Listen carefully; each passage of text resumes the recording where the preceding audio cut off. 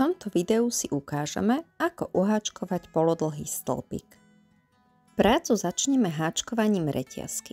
Podrobný postup, ako reťazku uháčkovať, nájdete v samostatnom videu.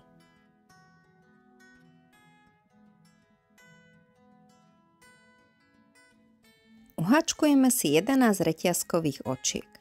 Ich počet si môžeme overiť jednoducho s počítaním týchto slučiek.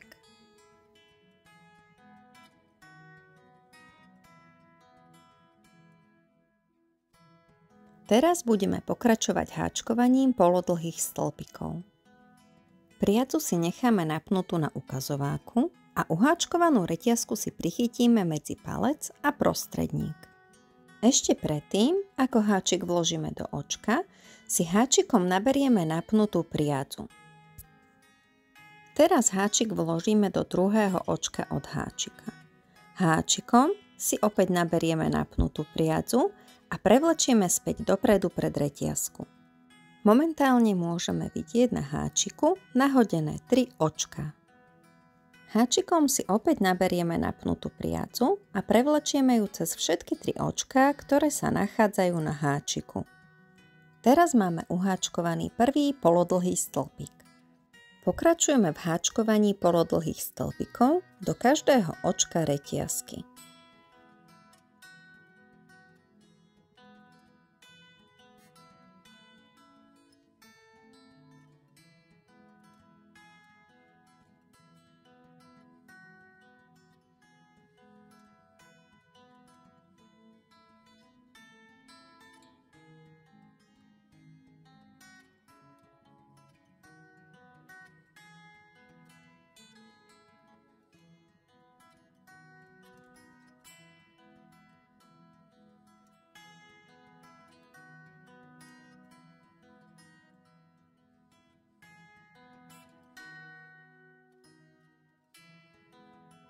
Na konci riadku máme uháčkovaných 10 polodlhých stĺpikov.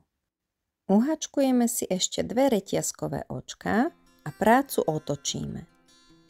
Teraz budeme pokračovať druhou radou. Ak sa pozrieme na uháčkovanú prácu zhora, môžeme vidieť, že každé očko je zložené z 2 priací. Priacu, ktorá je bližšie k nám, nazývame predná nitka a priacu, ktorá je ďalej od nás, nazývame zadná nitka. Pri háčkovaní klasických polodlhých stĺpikov si budeme naberať prednú aj zadnú nitku súčasne. Háčikom si naberieme napnutú priacu a teraz háčik vložíme pod obe nitky, prednú aj zadnú, a háčikom si opäť naberieme napnutú priacu a cez toto očko ju pretiahneme naspäť dopredu. Teraz môžeme vidieť na háčiku nahodené 3 očka. Háčikom si naberieme napnutú priacu a prevlečieme ju cez všetky 3 očka na háčiku. Takto pokračujeme v háčkovaní polodlhých stĺpikov až do konca rady a na konci rady vždy ešte uháčkujeme 2 reťazkové očka a prácu si otočíme.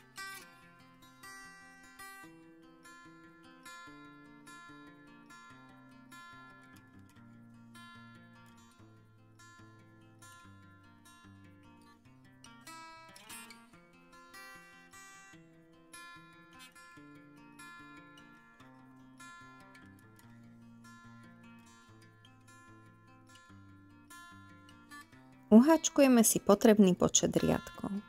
Ak chceme prácu ukončiť, uháčkujeme pevné oko.